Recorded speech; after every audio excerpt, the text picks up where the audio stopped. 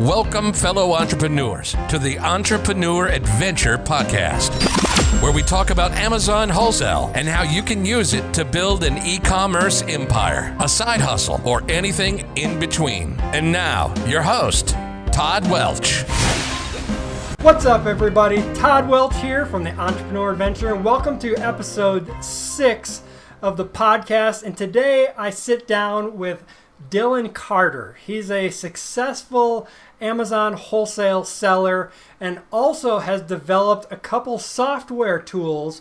One of them is Vendrive, which is a CRM tool that helps you manage your contacts and manage opening your accounts for wholesale. The other one is Aura, which is a repricing tool which helps keep you in the buy box. And we really go into a lot of good information like managing your cash flow, a lot of good information for new people, especially opening accounts, what to do to open new wholesale accounts, what you can expect when you're on the phone talking with those brands, trying to open up accounts to get more products, managing your expectations, managing sales, and just lots of really great information. And make sure you check out the show notes for all of the links to the tools and other items that we talk about in this episode. It's going to be entrepreneuradventure.com/6. That will take you right there. So with that, you're going to love this episode, I'm sure. So sit back, relax, and let's jump into this episode with Dillon Carter. All right, Dillon, welcome to the Entrepreneur Adventure Podcast. Really appreciate you coming on the show here. We're going to talk about some Amazon wholesale as well as some tools, Aura and Vendrive, that you have to help people with Amazon wholesale. But why don't we start off just telling everybody a little bit about yourself, your background, and how you got into Amazon wholesale. Sure. Yeah. Thanks for having me on the podcast too. Man, so I got started, I think like the majority of us, you either hear about selling on Amazon on like a podcast or a blog, something you're like, it's in passing, right? It's always like, that's interesting. I'll take a look. And it's just curious enough for you to kind of start churning your gears, at least for the majority of us. And I heard about it actually through the Selling family, Jessica and her husband, via Pat Flynn's Smart Passive Income podcast. So he had an episode with them. I was like, that's super cool. At the time, I was a personal trainer full-time. And I always had this issue where I knew I could not scale my time, right? The only way to consistently grow that type of business is to increase your prices. And at a certain point, you can't go past that, right? Like I can't charge $1,000 an hour for my time. Yep. And so physical products always had this allure to it, just for that simple fact. And eventually, like most of us, I decided to just test it. I was like, all right, I'm going to go to Target and just scan a bunch of stuff and send it in. And I did. And it was profitable stuff, but all I wanted to know was, is this real, right? It's kind of just like proving the credibility of this idea. And sure enough, yeah, they sold. Money got deposited back into my account with some profit. And I was like, okay, this is a cool thing. And so I would do this kind of just on the weekend, right? So just retail arbitrage on the weekends. And eventually me and the GM of the gym that I was working at did not see eye to eye on a few things and decided to part ways. And so I kind of had this weird moment where I had to decide what I was going to do. I had clients that were happy to go with me wherever I was going to go. So I could create my own gym. That was certainly an option. I could just go find another gym to train through, or I could do what I've been wanting to do, which was start that Amazon business. At the time, it was kind of just me messing around, but I knew it could be a real business, and that's what I wanted. And I decided, I was like, you know what, this is it. I've got a little bit of savings, not a lot, but I can make this work. I've got a very small runway, but worst case, I'll go get a job, right? Like my risk, not that high at the moment, right? I'm a young 20-year-old male. I don't have kids. Great time, right? It's a great time to take a risk. And I did. And I started spending 8 to 10 hours, sometimes 12 hours, if I could, a day in Targets and Walmarts and just grinding. And then coming home and, peeling the discount stickers from Target, which are the worst, by the way. And I never bought a Scotty pillar. I don't know why. I always had a knife. It was not a smart decision. And just shipping and just kept going and going and going. And I reduced my bills so much just to make this work. And I did. And then I hit another issue, which was, the point of this business for me was I needed it to scale. And I couldn't get RA to scale past me. It was an issue. And so I said, okay, well, I can go one of two routes. I can either go the private label route or I can go the wholesale route. My thought process at the moment was, well, private label is pretty cool. It's kind of awesome, right? But it's gonna, in my mind at that time, it's gonna take me 12 months to get to a point where I can pull cash out. Right? I think that makes sense. If we're being conservative business owners, we're approaching this correctly. I think that's how this works. But wholesale was a little bit different. Wholesale, I didn't have this whole, onboarding process or ramp up period. If I could purchase inventory and I could sell it in 2 weeks, well, I get my money back plus profit. And I made another smart, but at the time, not smart decision. But it played out luckily, which was, I'm going to back myself in a corner here. I'm going to go wholesale. I like constraints as a person. I like limitations. For whatever reason, limitations are fantastic. They really make you creative and innovative. Yep. And so I said, okay, I'm paying my bills with RA and I'm having to do it. I'm having to chase this paycheck time and time again. I'm going to make this painful, right? I don't like pain. I want to run away from it. So let's use that to our advantage here. And I knew I had 3 months. I had 3 months to make wholesale work. And I set a rule. I am not allowed to purchase any inventory, regardless of how profitable it is, regardless of the ROI, doesn't matter unless it's wholesale. And for 3 months, I struggled and then eventually understood what I was doing enough just because I had gained so much experience, although it's only 3 months. But when you're calling at least 10 suppliers per day, you're just going at it and you're learning and you're iterating. I figured it out. And now all of a sudden I have this scalable business that I've always wanted. I'm able to run it from, I remember I took my then girlfriend to Paris for a week and I took a little, I think it was a Chromebook. It was like a $200 Chromebook. And I was like, no, I need I have prep centers that handle all the inventory. I've never seen my wholesale inventory, which is pretty cool. And I had to send a few emails and I was like, all right, I'm done. And that was it. And in a short period of time, I really figured things out and clarified a lot. And then we got to software and started the whole thing all over again. Yeah, for sure. So it sounds like your journey is very similar to mine, except for I did go the private label route after retail arbitrage and had a couple failures there before really getting into wholesale. And I'm still trying to get the private label thing to go, but basically funding that with some of my profits from wholesale. So it's really a good area. And I like how you said that you focused 100% on wholesale, because as entrepreneurs, anybody who's entrepreneurial, you probably have a mind that races 100 miles a minute, always having new awesome ideas that you want to do. So you really do need to focus on something to get it going and at least get that ball rolling downhill before trying something else. So I really like that you did that. And now you're shifting gears to the software, which we'll definitely talk about that quite a bit more later here. But I just want to touch on a little bit what everybody seems to have issues with is a lot of people say that it's too competitive now, Amazon and things like that. And there's big people in there. Amazon themselves is making all their own products and selling everybody's products. So what do you say to that to someone who is just starting out right now? Is it worthwhile jumping into wholesale and going forward, or what are your thoughts on that? Sure. There's one thing I want to touch on before we jump into that. And it's something you mentioned, but I think it's super important. It's something I learned like in the last 2 years, and it was a game changer. It is very easy for us to jump around, right? This is why you see a lot of people go from business model to business model to business model, and there's really no progress here. And I realized in my humble opinion, the equation to success is relatively simple. It's being laser focused, raised to the power of time, right? So how focused can you be on this one thing and for how long? Yep. So I love challenging people when they're like, I want to do wholesale. Great. Don't do anything else, especially if you're new, right? I mean, if you're not paying your bills with this, double down on that and commit a year, irregardless of the outcome, irregardless of if you succeed or fail, commit a year for me. Because if you can do that, we can at least increase the probability of you succeeding.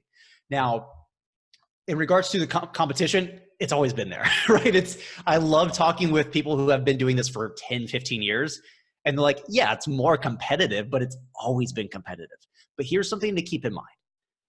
This is and just Amazon in general, is a business model that has a very low barrier to entry, but a very high barrier to succeeding. So are there a ton of sellers, or is there an increasing amount of sellers year after year? Of course there are. Yep. How many of those are actually competing at the level of which is demanded to succeed? This is super important.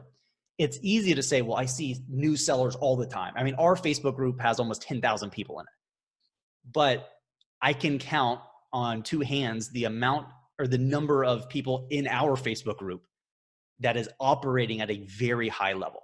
There's a difference between being an Amazon seller, quote unquote, and a business owner who happens to sell on Amazon. Vastly different. The decisions you make, your professionalism, how you approach every single conversation or decision is completely different. So when people are like, it's just it's too competitive, I can't make progress, I'm like, operate higher. I know it sounds just like an easy cop out, but that's really what's required. I mean, it's something that we deployed when we launched software, because there was other tools that launched that, was going into the same space that we're in at the same time, and they're not around anymore. It's because we deployed these things, right? So it's easy to say that. But if you take it serious, what does it matter, right? I mean, it's one of those things where it's kind of like, you have to have that drive. Don't pick a business model that you're like, I just think I can make money with it. I think that was my biggest issue with retail arbitrage, is I didn't love it, right? I knew I can make money with it, and I couldn't grow it much further. But once I got to wholesale and I really understood it and began to enjoy it, everything changed. And so that's super important, right? So what's the old saying, like, when's the best time to get into something? Yesterday. When's the next best time? Today. That's always going to exist. That's always going to be the case. Does it get harder over time? Of course it does. Every industry is going to mature, but that's not a bad thing, right? What's cool is Amazon continues to grow their sales. But if you've watched them over the past 3 to 5 years, they've shifted a lot from putting their money into inventory and using that money to acquire other software companies.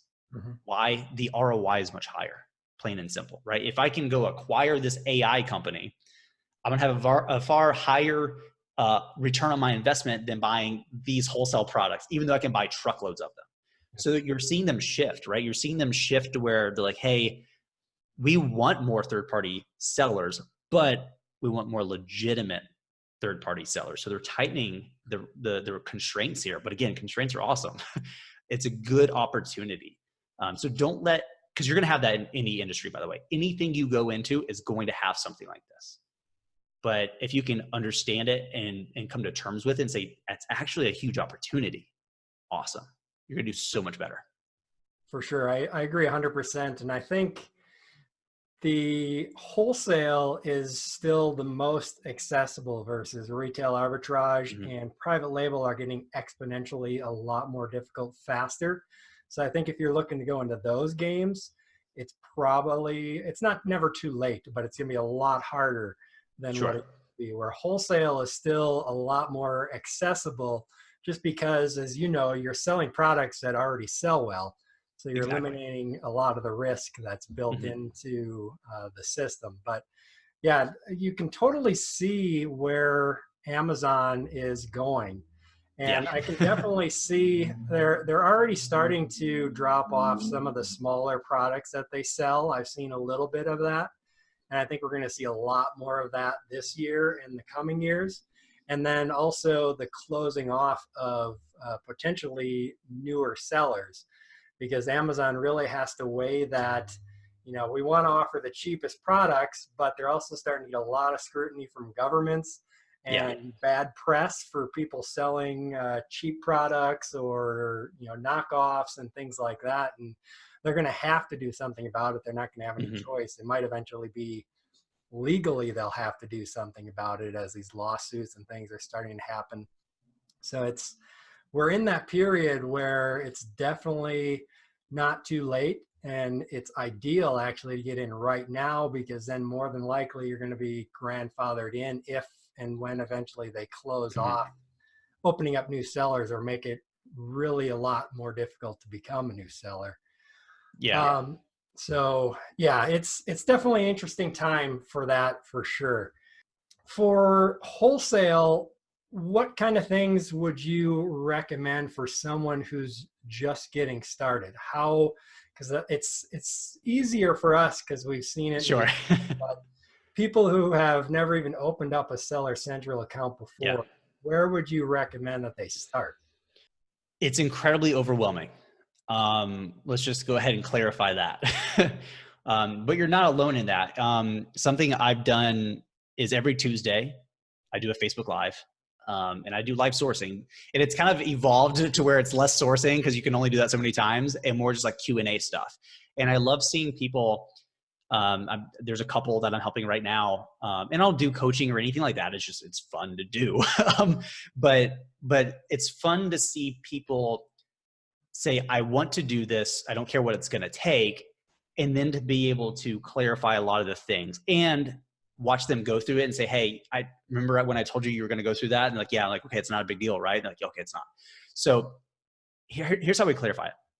One, we need to clarify what you are actually doing. This is super important. I've realized in the past 6 months, labels matter tremendously.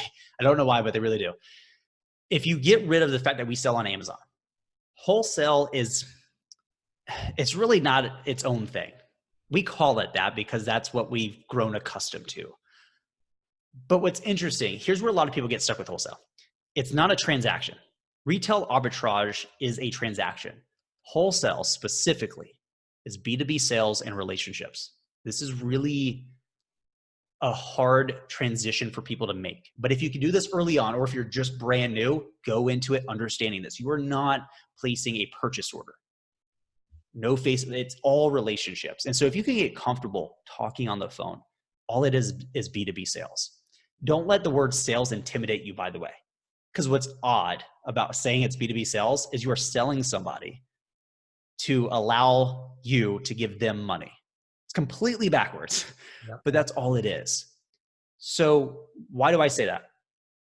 A lot of people want resources. Resources are important. The mechanics of how to do wholesale are simply that. They're mechanics. They're not the underlying business principles or foundations. But B2B sales can be. And so what you can do is you can go read 5-10 books on just B2B sales. That's it. Business to business sales books. If you do that, you immediately have a leg up, because the hardest part of wholesale, it's not the capital, it's not the analysis, it's none of that.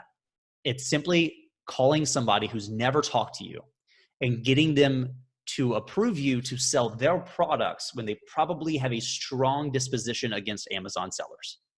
Yep. That's the bottleneck here. And so what I try to get people to understand, it's not PPC. It's not listing optimization. That stuff's actually the easy part. Yep. The hard part here is the most uncomfortable part. But if you can solve that one major bottleneck, everything else is easy and comes with it. And so when I first started calling suppliers, I kept getting rejection after rejection after rejection. Eventually, I just got fed up and I was like, listen, why do you hate me? Why do you not like Amazon sellers? Mm-hmm. And what's funny is they just laid it out because they're sick of it. They were sick of Amazon sellers, quote unquote, not treating this business with respect or being professional. And they come from that kind of environment. And they told me, we don't like when you have bad communication skills, right? You don't want to jump on the phone with us. You don't want to have open lines of communication. You're not willing to share anything. You feel like you have to hide a bunch of stuff from me. It's really not what I want. I want transparency. Okay, that's pretty good. You don't follow MAP, so minimum advertising price, super important with wholesale. Okay, that's an easy one. You negotiate very aggressively to get 50% off our wholesale costs and then place $200 to $500 orders every single month. Mm-hmm. Yep. It doesn't add up. And so I was like, okay, so I'm writing all these down and I'm like, you know what? I'm going to call the next supplier and I'm going to mention all these. I'm going to go ahead and create a solution. And that's what I did. I said, listen, just, before we get into the details, I am an Amazon seller, but I want you to understand, like, we work directly with brands. We have relationships with brands. What I really don't like to do is just, send you emails and hope that works. Like, we actually build real relationships, long-lasting relationships, with the brands that we work with. And we actually work with you, not, we don't just purchase from you. We don't view this as a transaction. We view it as a relationship. We want to know what you want out of this brand, out of this product in the next 2 to 4 years. So we can be a part of that. Map, that's not a problem. We actually prefer map enforcement, and we'll actually help you, by the way. If we notice a seller go below it, we're more than happy to reach out and let you know. And you just systematically go through that. And what's cool is, because I understood that was the biggest bottleneck for that business to grow or succeed, period, and I directly attacked it, I created clarity, and I knew how to overcome these objections. Because again, if we can clarify the fact that all I'm doing is a cold sales call, well, what other aspects of that happen? Well, there's objections. Okay, that's pretty easy. If you know what the objection is, and you can sit down when you're not on the phone with somebody, say, you know what, if they ask me how I feel about map, what should my response be? And you think that through, you put thought into that response. But what's cool is when you get asked a question and you don't have an answer, and you're like, I actually don't know, I'll have to look into that and follow up with you. You immediately, after that phone call, create a solution, write a thoughtful response, and in the next phone call, you get asked that question, you answer with a thoughtful solution, and they're like, you've been doing this for years. Mm-hmm. Like, I literally learned this 30 minutes ago, but I'm solving problems, right? This is a weird thing where wholesale is so counterintuitive. One, it's B2B sales. Two, the people who purchase your inventory are not your customers. This is really counterintuitive. Mm-hmm. The brands you work with, and I'm a fan of working directly with brands, not necessarily distributors, although I can do that, but this still applies. Yep. They are your clients. Why? They require more of your time. They enable your business to continue or discontinue by doing business with you. Kind of sounds like a customer. And if you can solve their problems and understand their needs, you win. Yeah. That's it. Everything else is automated and easy. We know how, if we, feed the beast, we're good, right? If we throw inventory into Amazon, FBA, we can get sales. That's not the problem. The problem is to get the people who understand and believe in what we're doing, and they can get behind us. Yeah. That's hard. But if you understand it, you can absolutely do that, right? But again, counterintuitive to what we're taught about wholesale, which is just send a ton of emails and it's a numbers game. If you approach this as being a real business, not an Amazon business, a real business who happens to sell on Amazon, it's completely different. And those conversations go really well because you're actually asking questions. For sure. Yeah, and I totally agree with everything you said there. And one thing that is really important to remember is with sales, is a lot of people get scared of that word, or they think it's like a bad word, dirty word. And it's really, I mean, your entire life is sales. You're always selling yourself, selling someone else. If you're talking to your kids about going to bed at a certain time, selling them, or maybe they're selling you one way or the other. Yeah, exactly. But you're selling them on going to bed at that time and why it's good for them, why they need to do it.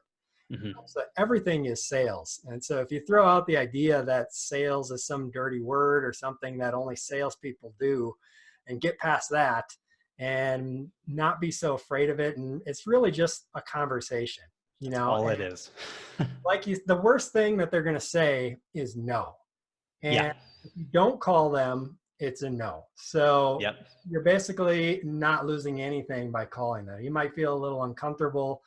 You probably will feel uncomfortable when you first get started until you figure it out and you stumble it through, but you just got to do it and learn it. And you're probably going to screw up the first 10 phone calls, but then you're going to get better and learn from each one. That's how everybody does it. That's how every business is built, is you're just always learning on your fails. One quote that I like is, "The master has failed more times than the student has ever tried."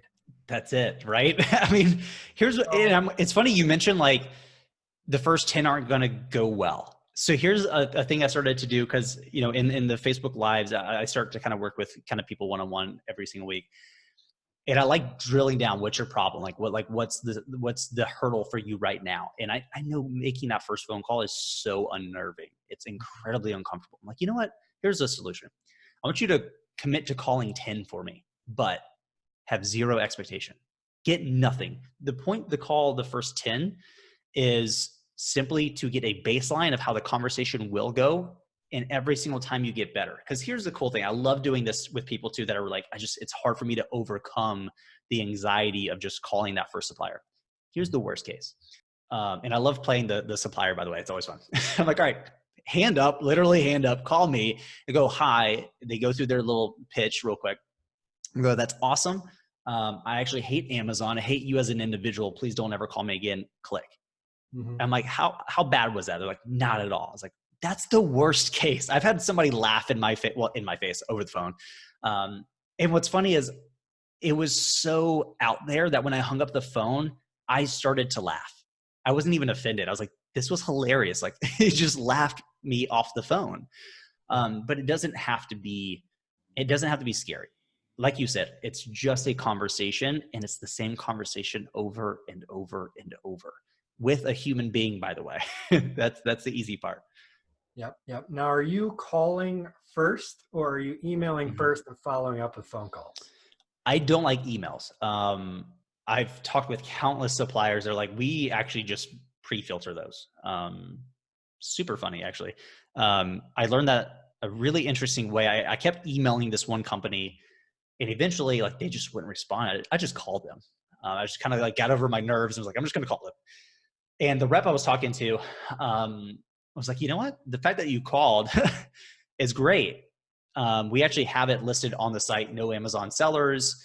We use that as a filter. It's not that we don't want Amazon sellers. It's that we don't want the general, normal, standard Amazon seller. And she made a good point, right? She goes, the fact that you just called me and had a conversation, and we talked for 2 hours, by the way. Nice. Mainly just establishing a rapport with her. We didn't even talk business half the time. We joked around. We laughed. Like, that's always something I like to do. Make somebody laugh on the phone first and foremost. If you can do that first, everything else is easy. And I wanted to drill down because I wanted to understand it more from their perspective. And she's like, if it says anything about Amazon, we just delete it. Because if you really want it, you'll call me. And you can't tell me you want it bad enough because you emailed me 50 times. That takes zero effort. Yeah. That's a good point. Very good point. And she made a good point too. Although the world is at this point where, I want to work from my laptop. I don't want to have to talk to people. I just want to send emails and make decisions and be done. There's nothing wrong with that.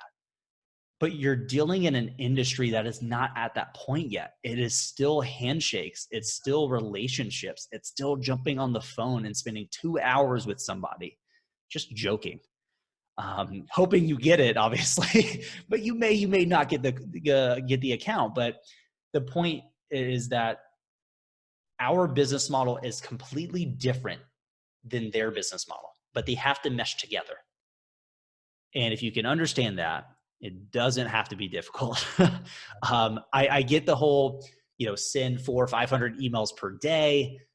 I kind of get it, but here's the thing. I know the conversion rates because I track these. The conversion rates to open an account, not for a profitable account, by the way, you just got it opened. Yep. For emails is about 10%. That's being generous. For phone calls, 30 to 40% once you understand what you're doing. Early on, yeah, it's between like 10 to 20%, but given 50 phone calls, you'll be closer to 30 to 40%. Yep. Okay, so if the conversion rate is that much higher, like triple, if not quadruple, those 400 leads you had just for one day, I can take those and convert far more of them. 400 leads converted at 30 to 40% based off the buying criteria that I follow is about 6 figures in annual sales. Consistent sales too, by the way, not just like, I got to go redo this. Great relationships. But when you're sending so many emails, you're churning and burning leads and not even actually giving yourself an opportunity to build the relationship that gives you that account. I love when people are like, and it's joking in Facebook groups when they're like, oh, just give me your supplier list. I'm like, what's funny though is I can give you my supplier list, but you won't get the account. Yeah. Because I have the relationship. I built a moat around my accounts. So it's hard to get because they enjoy working with me and I understand what their needs are and I seek to solve those. But always go the non-scaling route. And granted, again, I'm the scaling automation nerdy guy. But there's one thing we've learned in the past year.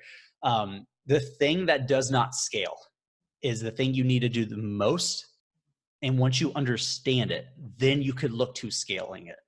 What I mean is, when we started Aura, I decided I want to do user onboarding sessions one-on-one, every new user. They were supposed to be like 15 minutes. They ended up being like an hour. But I was like, it's good, right? Tons of value. It was awesome. I'm doing this. It doesn't scale. I can't scale that. But the impact it had on those users and the amount of feedback and knowledge and experience and learnings I got that we then applied to the company was well worth not scaling. Now, yes, eventually got to the point where, we started to grow users very quickly. And yeah, I physically do not have the time to do that. Like I can't do that for, 20 hours a day and run the company. We got to where we were, which now we can do things that scale, but we had to do things that didn't scale first. It's really interesting. So do those things, like just make phone calls just to learn and understand what is the process here. Like when do I say what? How do I overcome X, Y, and Z objection? Once you understand the process, now you can start looking at efficiencies, scaling, automation, all that good stuff. But it's funny, a lot of Amazon sellers, especially new sellers, like month one are like, hey, how do I get this thing to, $1 million plus? I'm like, all right, you got a lot to learn first. Give it time, right? Give it 2 to 3 years. I'm not saying it's going to take you that long, but seek to learn and understand first. And then, then look for the opportunities to save time and all that good stuff. But I go down that rant because it is easy to send an email, but it's honestly just as easy to make a phone call and you get better results. Yeah, you're going to get a lot better results. And my process is fairly similar. I do email first just to try to get that low hanging fruit. And then if it doesn't respond or responds negatively, then we follow up with a phone call to open up an account. And even the ones that I do open up an account with email, you still want to follow up with a phone call and start building that relationship because that could open the door for better discounts and maybe exclusives down the line for new products or their current products, whatever the case may be. So it's exactly super important. As far as when you were building your business in the beginning, how did you manage cash flow and how much cash did you actually start out with? Yeah, I love this question too. So when I started, I had $1,500 cash and like a $5,000 credit card. Like the majority of us getting started from what I've understood. So credit cards were super important to me at the moment because that was my only outlay that would work. Me and James, my co-founder, actually met on Instagram because he was running a 7-figure wholesale business at the time. Mine's doing a quarter. So almost mid 6 figures, but I was like, hey, I really want to know what I don't know. Right. And so I just reached out and DM'd everybody I could. And James was the first one that really jumped at the opportunity to have a conversation with me and just shared everything. It was like, oh, here's what you need to be doing. I was like, okay, that's kind of cool. And I understood the cash flow was such an important part for wholesale. I mean, I innately understood that, but I didn't understand how to manipulate it. And James helped me understand that, it's less work to place one restock order, one massive win per month, right? That's kind of great. But when you look at the math on it, if I can churn inventory, so let's say I have 10 grand just to spend in a month. I can spend that once per month or I can spend it twice per month. This blows people's minds. I love it. So if I place one large restock order, it's 10 grand. I can spend that once a month, right? It's 30 days worth of inventory. But if I can actually half that, I can actually purchase more SKUs in the same period of time. And if I can churn, so basically if I can spend and receive $10,000 once every 2 weeks, my compound, because it's really just a compound equation, by the way, my ROI in the long run is much higher. I was like, that's kind of interesting. So I thought I had to have like tons of money and, I have to cover a 30 days or a full month's worth of inventory. And I really don't. So what I like to look for, and this is super helpful, is I want inventory to be sold within 2 weeks of it being checked in. That's ideal for me. Yeah, I'm going to factor in, shipping and lead time and stuff like that. So I'm placing, I get to a point where I'm actually like doubling it, if not tripling my restock orders. So I was like, man, this is a lot more work. Like every Thursday I'm sitting down placing like restock orders. Yep. But I started to see the ROI impact. I was like, oh, interesting. So now I didn't have a problem where I was like, I need to go raise another $5,000 so I can onboard this new supplier that I have. I'm like, no, actually I could do that now. So that was super important. So yes, managing cash flow is super important. The thing to keep in mind, because a lot of people that are getting started always have this question. I had it too. How much money do I need to start with wholesale? My asterisk here is that regardless of the number I tell you, it doesn't change how much you have, right? Because if you have $2,000 and I say it takes 10, you're like, man, I don't have enough. You're not going to get started, right? Mm-hmm. But if I say, oh, it takes $2,000, you're like, perfect, I can get started now. It didn't change anything. So my caveat to that question is however much you have is however much it takes. Yep. If you're coming at this with $10,000 cash, it's a little bit easier for you. If you have $500, it's going to be harder. Not undoable, but harder. The thing to keep in mind, and something that really was a myth to me, or it's a myth now, but I believed it very heavily at the time. I thought you needed tens of thousands of dollars to get into wholesale, right? I'm like, that's the big boy playground. I'm like, no, it's not. What's funny is, in my experience, the high MOQs, right? So minimum order quantities, whether it's going to be dollar amount or unit, I find that they rarely exceed $500. And they're easy to break, by the way, if you just have a conversation with them. The way I approach this, so I do not place large orders first. It's all a hypothesis, right? I need to prove and test. So I place a test order. Very important. Like a case, maybe 2 cases, because I would rather something go wrong with 24 units than 500, right? Makes sense. So what I like to do is, and again, this is why you make phone calls and build relationships. I call the supplier, the rep, whoever I'm talking to, and say, hey, listen, everything looks good on my end. Here's our process. I don't just say, here's what I want to do. Here's our process. Our process is that we place a small test order. The point here is to ensure that there's no logistical issues so that nothing gets caught up. But the moment everything's green light and they start to sell, I immediately will call you and place a full restock order. I'm actually much higher than your MOQ based off my analysis. But I want you to understand, here's why. Just so we talked previously about, I don't want to, hardcore negotiate with you and be a small fish in the pond, so to speak.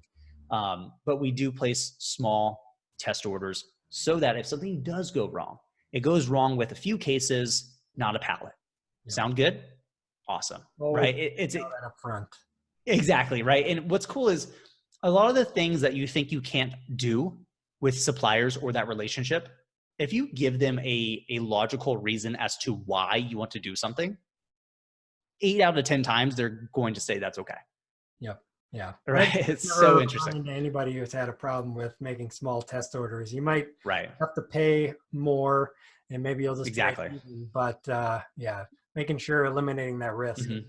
Exactly. Exactly. Wholesale. And that's what's great about wholesale is that you can manage those risks. And it's super important to, like we've said, building those relationships and things. It really does come down to that, pretty much all of it. Yep. Yeah, it's actually what makes wholesale so awesome, because private label, if you have a ton of money, you can push everybody out. Right. Retail arbitrage is if you have a ton of time, you can make that work. But with wholesale, if you're starting with $5,000 and you're competing against someone with $5 million, the interaction that you have with the brands and getting to know people and building that relationship can outdo the person with $5 million. And and it that's does. what's really awesome with wholesale. Yeah. And it does all the time. In my conversations with suppliers, it's come up more than once where, I'm asking, hey, what are your plans with Amazon as a distribution channel? Like, I like to get as much intelligence, if you will, as I can. And a lot of times when you start to dig into to why they have frustrations in working with Amazon sellers, they'll straight blankly tell you, we've worked with very large ones. Yes, they place massive orders, but it was a pain to deal with them. I mean, it's a pain to deal with Amazon, by the way. I mean, a lot of brands that I've worked with have left working with Amazon to work with third-party distributors, like us, third-party sellers, because they're like, I can jump on the phone with you. I can call you at 10 a.m. on a Tuesday, and you're going to pick up and have a conversation. And if I have a question about selling on Amazon, you're not going to be like, oh, that's my thing, you can't do it. Like, no, you're going to tell me everything. And I've had the exact same thing with brands. They're just tired of Amazon. And all the hoops that they make them jump through, sending stuff all over the place. And they beat down the prices too. They're like, yeah, you can place 100,000 unit order, but one, I'm not set up to do that. So you're going to completely destroy my other distribution channels.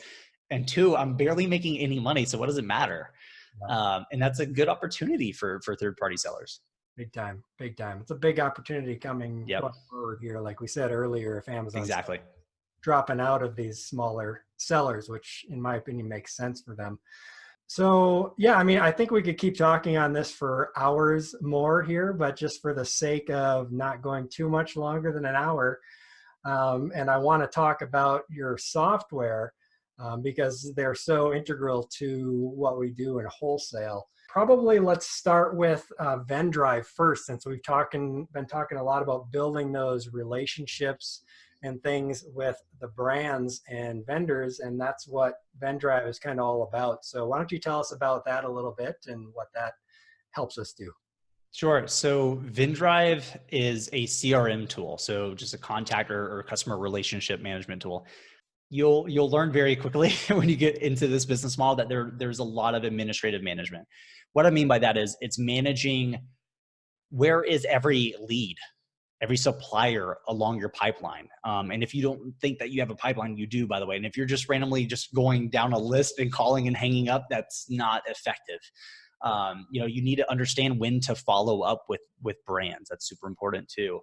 And early on, before I met James, we were just doing it off spreadsheets, like independent of each other. We kind of discovered like, oh, we're kind of doing this similarly. That's pretty cool. And James, at the time, he was finishing his master's degree in computer science at UMass in Massachusetts. And he's like, hey, I kind of built this tool that's kind of been helping me because spreadsheets are great. I'm a finance major. They're awesome, but they're only useful for certain things. And he's like, hey, try it out. And I was like, all right, cool. And I started to use it. I migrated everything over. And it was great. It's got a user interface. So I could tell you exactly where every single brand supplier lead is in my pipeline. So I can tell you which ones have I not called yet? Which ones have I called and they haven't responded? Which ones have I been approved for? Which ones are actually waiting for me to sign the application to send it back, right?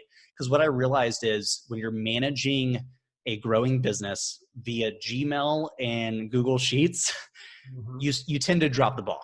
Not intentionally, not for lack of trying. It happens. It's just not the useful system. I remember trying to weed through my Gmail, and this was before we had Vendrive, and I found an email. I was like, oh, interesting.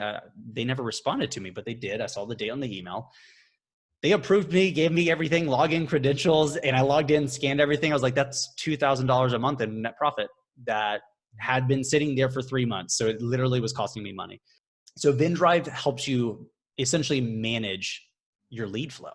I mean, it's knowing who's where, what your next tasks are, right? So it's understanding, when I log in every single morning, I know exactly who I need to call and what needs to get accomplished to consistently move the needle forward for the business. That way you're not dropping the ball. Super important. Yep, definitely. So what I currently use Hubspot, which is another CRM tool, and it works okay. The flow is not nearly as awesome as your guys' flow, so cool. I want to switch over to yours. I'm a little bit stuck with like the automated email tracking, Yeah. which is really nice. Yep. But yours, I need to switch over because it would be so much more organized for me. Yeah. So I'm definitely going to do that at some point. But it's just really cool because you have these little columns in here. Yep.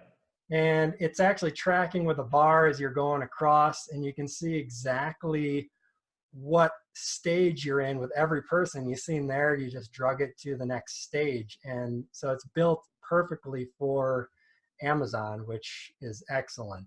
It's built just for wholesale. It's so specific. Here's what's cool though. If you get to a point where you can hire a virtual assistant to help you source, which you should, what's cool is you can have a process set up to where your VA is doing a lot of the sourcing to find you brands to contact and just dropping them into your Vendrive account. And so every morning you just have a refresh of new leads you need to call. And so you just work through that, and it's great. It's like a machine. It's like an assembly line of wholesale. So that's when things get really, really fun. Yeah, and what is your price currently? I think it's almost free, isn't it? Yeah, yeah, basically. So there's a 14-day trial, and then it's $27 per month after that. Yeah, that's almost nothing in the grand. Yeah, I know. So Vendrive is built, when we launched, this was like our first software tool. And it was mainly just built for us, but like we wanted to get into software more so. We wanted it to be accessible for people getting started. Mm-hmm. Because we come at this both being Amazon sellers, we understand how quickly you get to a point where basically you're spending like, $1,500 a month on SaaS subscriptions. And so we're like, okay, what's a good move here? And we thought 27 was pretty good. It's most people can afford that, even if you're just getting started. And that's what we wanted, right? So if you want a little bit upgrade and not use a Google Sheet, this is probably going to help. All right, perfect. Yeah, I like it a lot. And, if you're super strapped for cash, you can use a spreadsheet, that's better than nothing. HubSpot has a free version. Yeah, exactly. But eventually, you're going to want to switch to something like this. And I know I've brought it up to you a bunch of times about adding in that email tracking. Yeah, I know. I was gonna mention that. I was like, man, that's the one thing that we don't have is built-in automations. Because again, it's awesome. Yeah, right. And it's a hard thing too, I've learned in running a software company, of making it too complex is always kind of like a weird balance to walk. I want that too, for sure, because it makes a lot of sense. But yeah, I totally get it. Yeah, but even without it, which I'm sure you'll bring it in sometime, I think I'm going to switch over to it just for the flow tracking. It's just so much more logical, and you don't get lost in things. And it's just so important to track those relationships. Oh, yeah. You know what's going on. Yeah. So that is Vendrive. Anything else? One thing I would mention, is there any special landing page or anything we could get for our viewers of the show? Yeah, so we can put something together for you. I'll send you a link to get that set up, and we'll give you a promo code. And I believe it's set at 25. I'll have to double check, but I think you get like a 25% discount for the first 3 months. Okay. So it basically, Vendrive ends up being less than $50 in total for 3.5 months of using it. So like, if you're strapped for cash, it's way cheap. For sure. So, we didn't talk about this beforehand, so I'm just throwing it on you now. We'll hook you guys up for sure. I'll put it in the show notes, which is going to be, this is going to be episode 6. So it'd be entrepreneuradventure.com/6. And then I'll also link entrepreneuradventure.com/Vendrive, VENDRIVE, to that as well. So you guys can get a special discount from Vendrive over there. If you're interested in that, check that out. And plus, if you go through that link, you'll, as Scott Volker likes to say, you'll buy me a cup of coffee. And I love coffee as well. So we'll go with that. Now, your other tool that you have is your Repricer.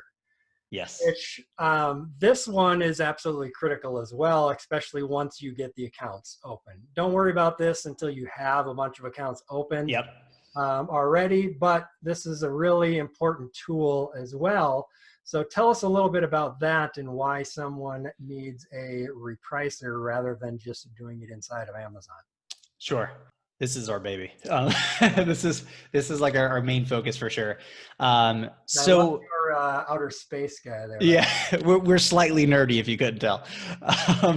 So why a repricing tool? Here's the issue. We know how competitive the landscape is. We understand how many sales come through the buy box, right? So obviously you're incentivized to be in the buy box or control it. You eventually get to a point where you just can't physically keep up in changing your prices, right? So the analogy I love to give is let's say your prices are changing every 5 minutes.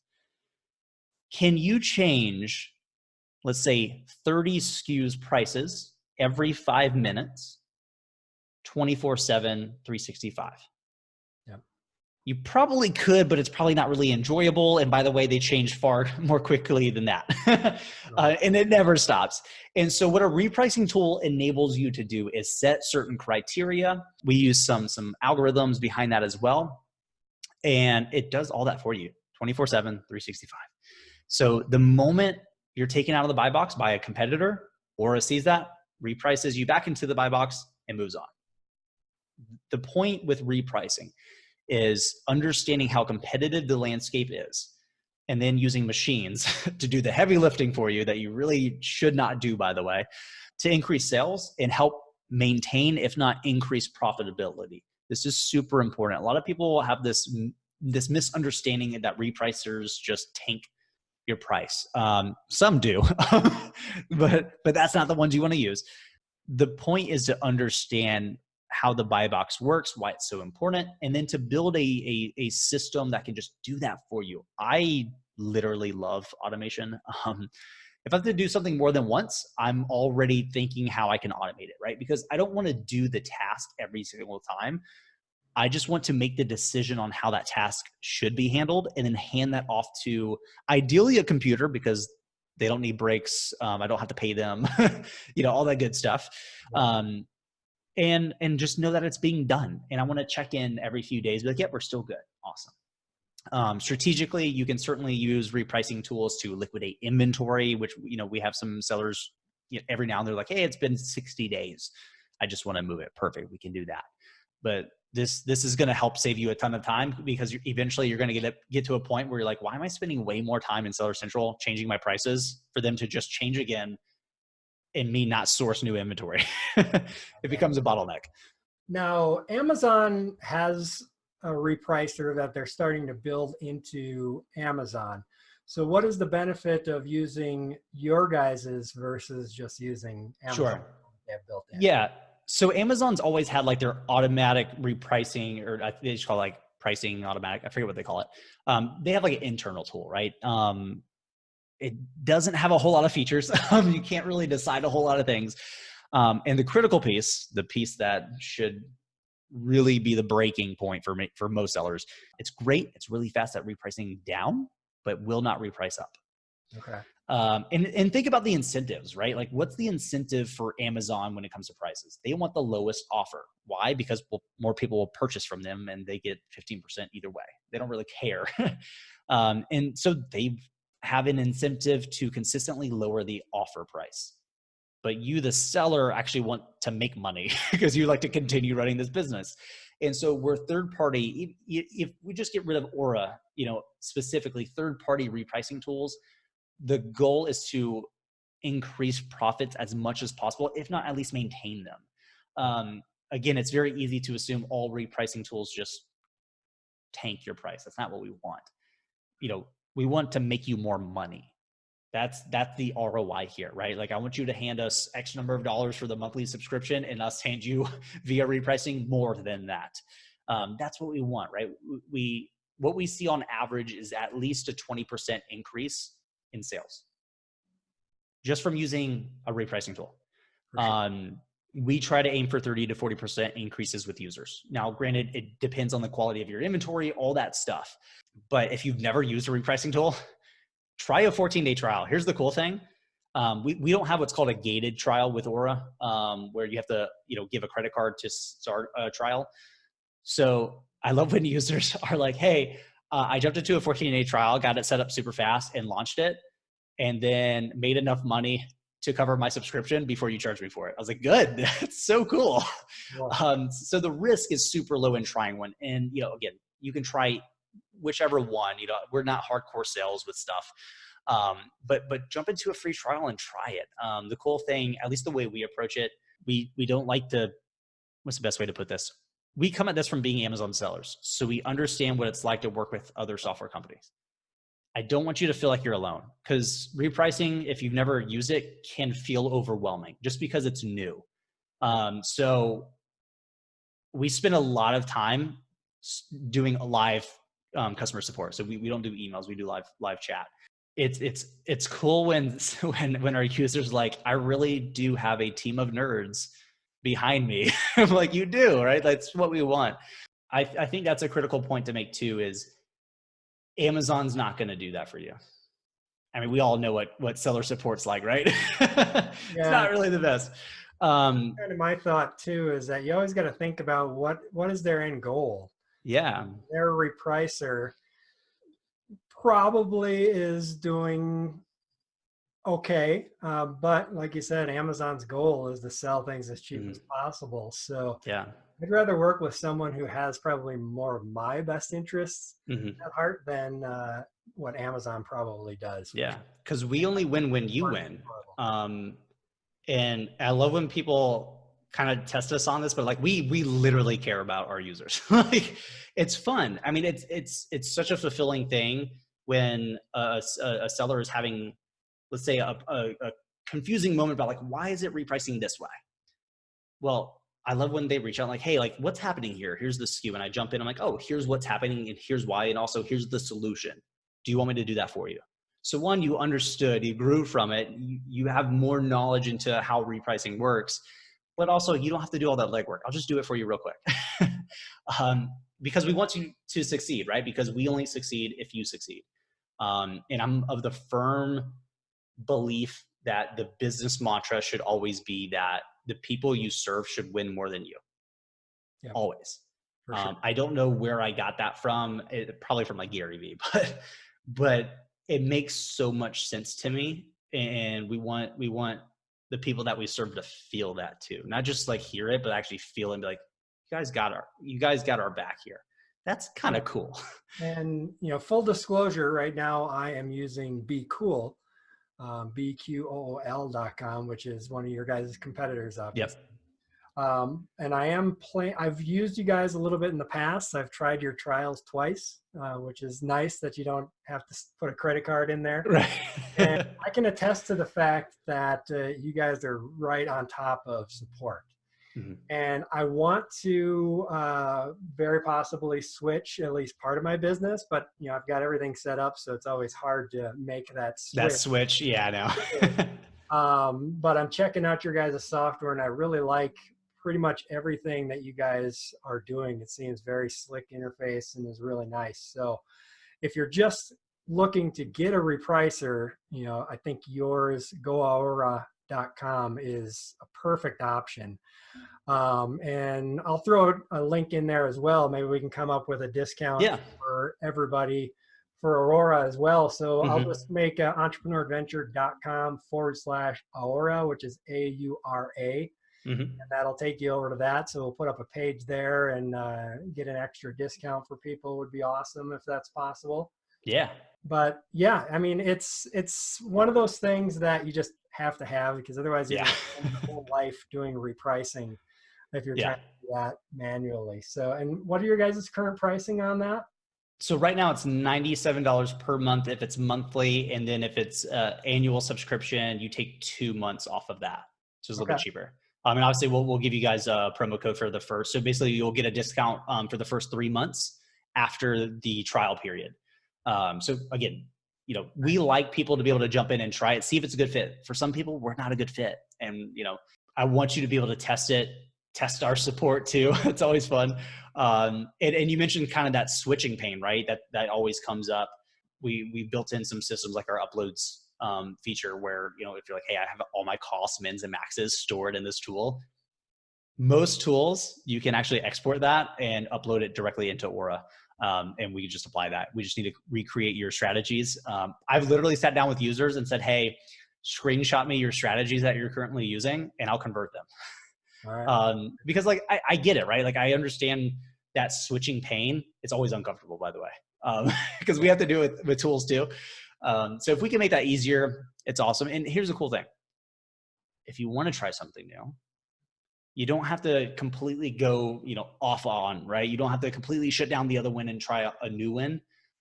Try 10 SKUs, right? Don't have 2 repricing tools on for the same listing. It's great to watch, not when it's your inventory. But you can test that, right? So you don't feel like you have to make this massive decision. Take 10 SKUs over here and see if you like it. And if you're like, I'm good where I am, cool. Not a big deal. You didn't actually have to switch a whole ton of things and switch it back. But if you do, you're like, hey, cool. My strategies are set up. I just need to actually export one little file and shut it down and we're good. Yeah. So don't feel like if you're wanting to find something new that it's super painful. I promise you it's really not. We help users do this all the time. All right, perfect. I will have to take you up on that, I think. Yeah. Finally make the jump here. So there you go. One little thing I just want to throw in there is when you're using a Repricer, don't be the penny cutter. Match the buy box. Don't go a penny under and be the person who drives out all the profit for everybody. That's but we are right at about an hour here, so we need to wrap it up. Any parting words that you'd like to give, and maybe let people know if there's anything you would have done differently if you were starting out new now? Yeah. Don't treat this as an Amazon business. Treat it as a real business and give it enough time. It's very easy to call 10 suppliers, not get 10 accounts and say this doesn't work. It's not enough. You need to focus on it, especially if we're just talking wholesale for a second. Commit to 2 to 3 years to make this work. Regardless of the business model, really, commit to that amount of time. Because again, I said this earlier, success in my opinion is being laser focused raised to the power of time, right? How focused and how determined and how obsessive can you be about making this work? And if you can commit to that time frame, also commit to calling 100 suppliers. You can call 100 suppliers. You have a much larger sample size to dictate if it works or if it doesn't, and you're going to grow so much for it. But take this business model seriously, run it as a real business, start a real company, and you're going to do fine. Totally, wholeheartedly agree. You got to put the time in. A lot of people just give up just a little bit too soon. If they would have kept pushing through that hard part, they would have found success. So you just got to keep moving forward and make it happen. All right. Well, Dillon, I really appreciate you coming on the show. I think this was awesome episode for sure. People are really going to like it. Again, for your tools, make sure everybody goes and checks out the show notes, entrepreneuradventure.com/6. And then we're also going to have entrepreneuradventure.com/Aura, AURA, and /Vendrive as well. And they can get those discounts on top of the awesome discounts that you already give people when they're first starting out. So really appreciate that. Yeah. Appreciate you coming on, and it's been awesome. Yeah, Todd, thanks for having me on, man. This has been fun. This has been another episode of the Entrepreneur Adventure Podcast. Thanks for listening, fellow entrepreneur, and always remember, success is yours if you take it.